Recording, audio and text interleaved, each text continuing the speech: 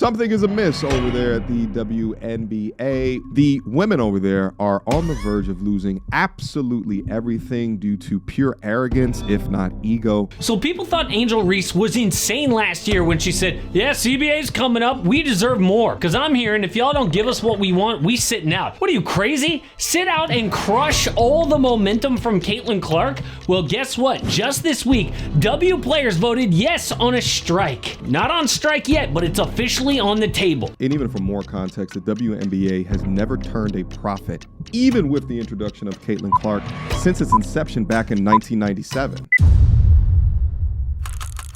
Something is amiss over there at the WNBA with a big shakeup on the horizon. And from the looks of it, the women over there are on the verge of losing absolutely everything due to pure arrogance, if not ego.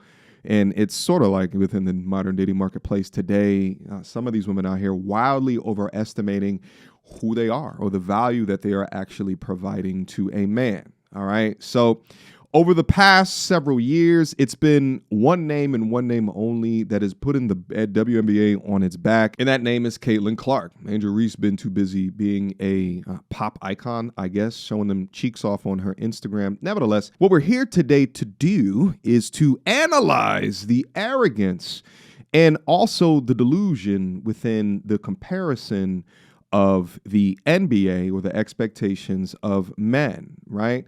And also to do a deep dive into the misunderstanding of business. So this is going to be an interesting conversation, one of which I intend to have a lot of fun on. So let's break this down together as a family without further ado. So people thought Angel Reese was insane last year when she said, yeah, CBA's coming up, we deserve more. Because I'm here, and if y'all don't give us what we want, we sitting out. What are you, crazy? Sit out and crush all the momentum from Caitlin Clark? Well, guess what? Just this week, W players voted yes on a strike. Not on strike yet, but it's officially on the table. Oh, and this was 98% yes. You never see that kind of agreement from players, all on the same page. But if this happens, it could be the end of the WNBA as we know it. Because other leagues are popping up saying, hey, you don't like the W? Come play here. Yeah. We'll pay you more. So Unrivaled, Project B, these leagues have already signed dozens of the top WNBA players to say, forget the old league, we tried and it failed. But how did this happen? Right when things are going good, it could die? Well, I'll tell you why it happened. Money. It's always money. Caitlin Clark comes into the W, single-handedly lifts the league.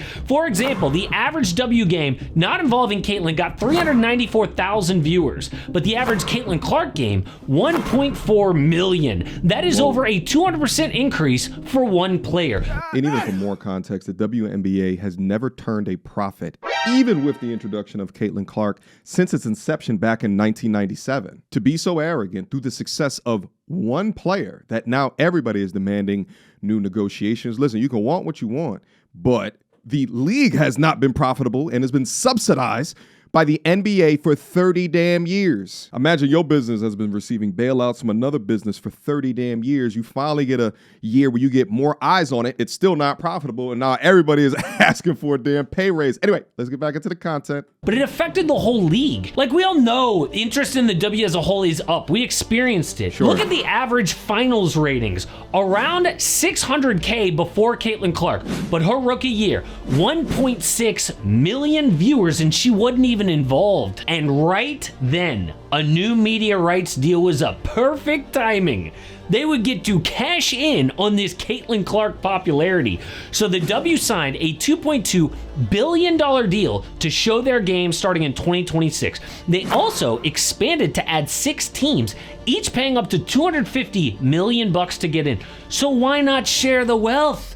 Players all mad wearing pay us what you owe us shirts at All-Star, but the owners say no. We floated this league for decades before Caitlin Clark, and now you want to share the money? How about sharing all the debt all those years before? Losses. Oh no, you didn't want to do that, but now you want the money. But this is the time of year that NBA players start to kind of slow down. Listen, I get it. At least on the onset, they see a spike in the numbers and the viewership, and they say, yo, where my bag at? But I think going a layer deep and understanding that it's been subsidized for all of these years, shit, from a business perspective, you would think first they would have to pay back the NBA for all of those years of subsidies. I mean, I just think, you know, from a salary standpoint, it'd be great for the women to be able to make more money. Like one player that makes maybe $12 million on an NBA team could cover the whole WNBA salary. So it's not like we're comparing ourselves to the NBA, but I do feel like the pay gap would be something that, you know, we could just take a donation around the NBA maybe. It pisses me off. It pisses me off because I don't think there's anyone in America that supports the WNBA more than NBA players. Yeah. The NBA players support the WNBA like the most. More than we probably support the fucking NBA. And it bothers me. Yeah, they would not send us those hoodies. I said, they tweet, they follow us, they come to our games, we don't highlight them. Draymond calling us out makes it absolutely epic because the mantra is that men are not in support of, but this is a perfect example of the contrary, paying the bill for while being disrespected in that same conversation. Quick emergency meeting. I was recently searching for my name online and found way too much personal information, which brought me down this weird rabbit hole of how that could have happened, and found out that there's companies out there called data brokers that will sell your data to marketers, scammers, and even stalkers. And it's a nasty, disgusting feeling knowing that there's bad actors out there selling my information, selling your information for profit. But that's why I'm recommending today's sponsor, Aura. Now, I use Aura to automatically remove my information from these sites and keep my information off. But they do other things as well, such as bank fraud and identity theft alerts, VPN access. But guys, utilize my link down in the description box down below for a 14-day trial. At least see if you've been compromised. Privacy is king in this day and age, and you should know if your information is out there. So again, utilize my link, aura.com/MTR, in the description box down below to try 2 weeks free. That's way more than enough time to see if your personal data has been exposed. Go now. In fact, the NBA has kept the W afloat, costing about $10 million per year. But Clark's rookie year, the W lost more money than ever at $50 million.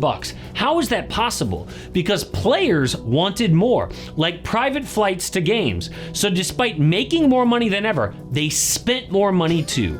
But at the same time, I can't understand where players are coming from. First off, private planes? Yeah. You can't have Caitlin Clark on American Airlines with me. Well, me, yes, but some of you guys I'm not too sure about. It would be like in the NBA, a random fan being like, hey, Luka, can I get the aisle seat? Sorry, I have to pee a lot. It doesn't work. And listen, I get it if your name is a Caitlin Clark or Angel Reese, but besides that, I would say most of these players are just not known. And I would argue that the use of social media, you got some high school players that are actually more well known than some of these WNBA players. Male high school players, by the way. 9 times out of 10, ain't nobody gonna be recognizing the majority, probably the 98% of the WNBA that is claiming that they wanna go on strike. But again, from a business standpoint, to ask for private jets when you are not making a profit is absurd. You earn more for the association, you get better perks. The product needs to prove itself, not 1 to 2 years of one-star player doing the damn thing and attracting additional eyes. And I'll tell you, it doesn't do much for the product itself when you watch 8th grade boys beat WNBA players. Freddie with a 3. Okay, Freddie is in 8th grade. Freddie! Come on, Freddie! Freddie pulls up from the top of the key. Bam! Freddie drives with a scoop layup and bam! Excuse me, middle schoolers. the salary, last year the WNBA Supermax was $250K, average salary $120K, and the minimum just $66,000. But if they go on strike, those numbers go to zero. So they start negotiations last July. The league sent a proposal to the players, and we don't know what it said, but we do know the reaction. One player said, yeah, we got a proposal from the league, which was honestly a slap in the face. Then MVP runner-up Napheesa Collier threw a grenade into negotiations. She claimed that the W commissioner said something unforgivable. I also asked how she planned to fix the fact that players like Caitlin, Angel, and Paige, who are clearly driving massive revenue for the league, are making so little for their first 4 years. Her response was, Caitlin should be grateful she makes $16 million off the court because without the platform that the WNBA gives her, she wouldn't make anything. What? And in that same conversation, she told me players should be on their knees thanking their lucky stars for the media rights deal that I got them. What? I mean, it is one thing to negotiate with someone that you disagree with, but to negotiate with someone you hate is 100 times more difficult. But now, some people say this cannot be fixed because what the players really want here is revenue share, which is exactly what NBA players have. See, those players split all basketball-related income with the owners 50-50, which means if the league does better financially, the players do better financially. And the W players see this awesome trajectory of their league and they want to ride that wave. Yeah. But it's not all they want. They also want private flights for every team all year, professionalism standards across the league. What's that For mean? example, they don't want to practice at like a community rec center, which I thought was BS.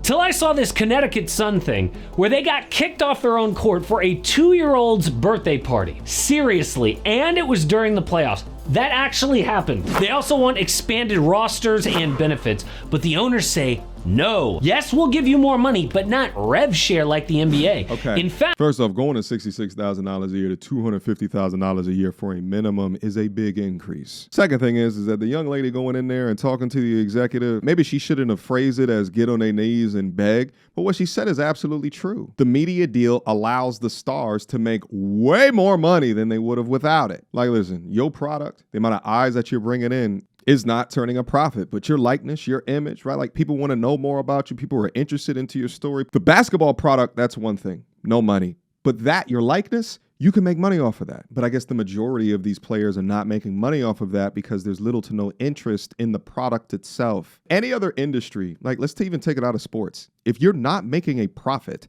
off of a product that you're selling, they usually just kill the product. Or they might change something about it. They might position it differently. They might market it to a different niche, but they refuse to change the product. Lower the goddamn rim. Make the court even smaller. Stop trying to play exactly like men. Make the WNBA to the NBA commensurate as softball is to baseball. Bend the rules to a degree to increase a degree of the entertainment value. A 6'5" woman moving down the court is like, it's not like a Shaq moving down the court. You understand me? It's not entertaining to watch. And then on top of that, you're watching them miss layups and shit like that. Like, all right, let's look at this deal real quick. In fact, they offered increases from a max of $250K to $1.3 million, average salary from $120K to $530K, and minimum from $66K to $250,000 throughout the league, which sounds good. That sounds great. But players say no. In fact, we That's a hate great that deal. so much, we're going on strike That's gonna if you kill don't it. give us NBA-style rev share. Because we see that this league's going to keep growing while you're trying to stick us down here at this fixed money. And we don't care that you lost money on the WNBA all those years.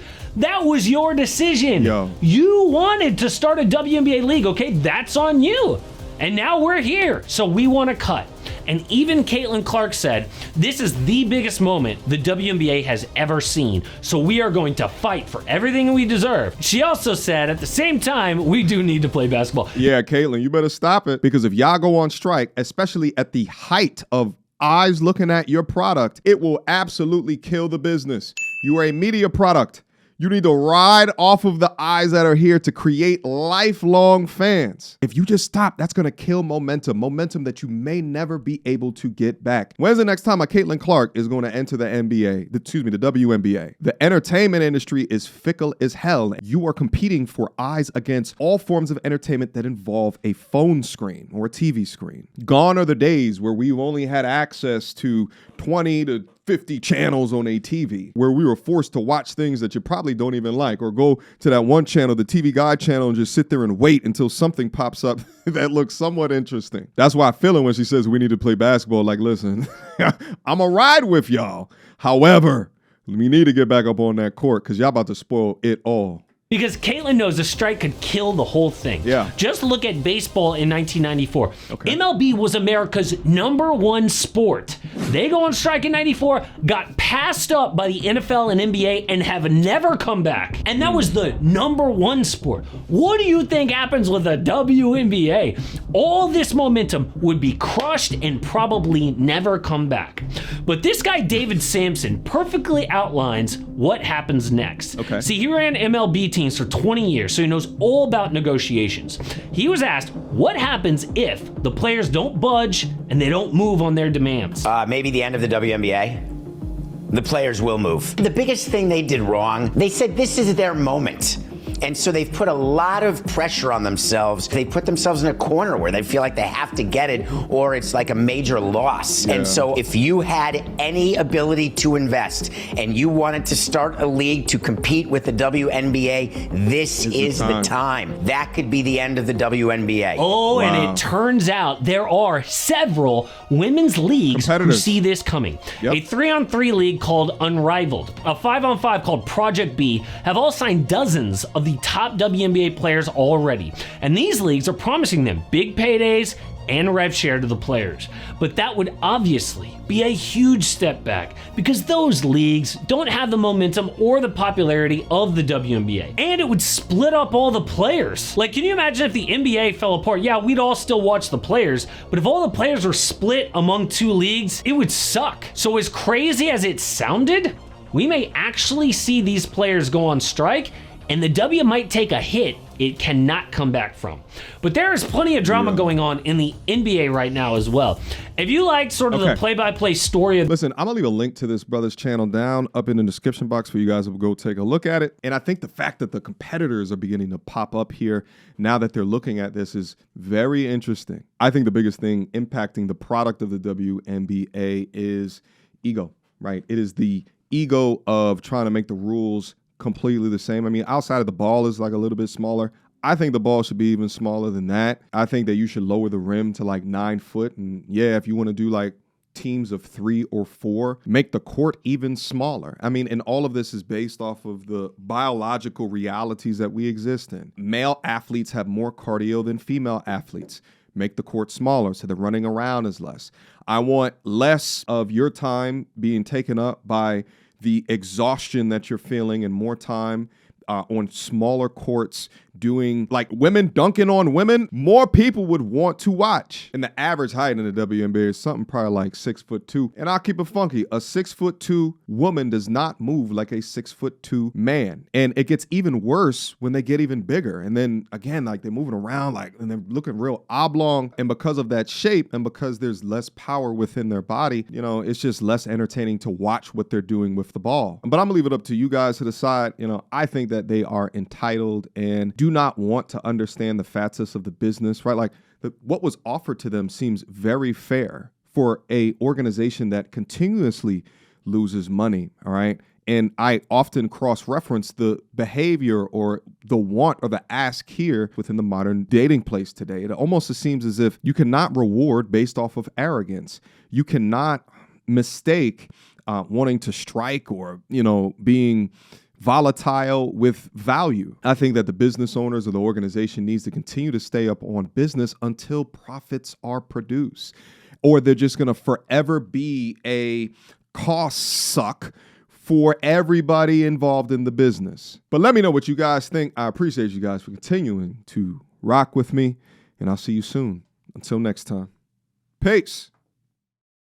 She belongs to the street. Girl, don't hold my hand. You a mattress actress on the OnlyFans. Get your money, girl, but damn, how is that your only plan? What you gonna do when you get too old to strip and dance? Get up out your echo chamber screaming period and yes. You a low down dirty woman if you try to get knocked up by a high value man.